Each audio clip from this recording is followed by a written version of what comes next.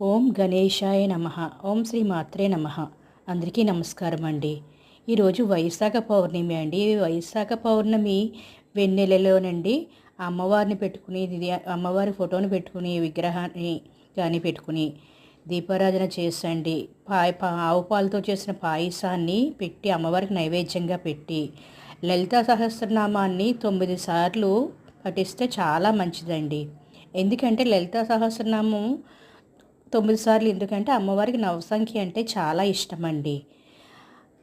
ఇలా పఠించడం వల్ల మనకి ఎంతో మంచి జరుగుతుంది. ఆ వెన్నెల్లో కూర్చుని పారాయణం చేయడం వల్ల ఆరోగ్యం బాగుంటుంది, ఐశ్వర్యం, సకల కార్యాభివృద్ధి ఇంకా జరగదంటూ లేదండి. అమ్మ దయ ఉంటే లేనిదంటూ ఏది లేదు కదండి. అమ్మే కదండి. మీరు కూడా అది చేస్తారు కదా. Thank you for watching.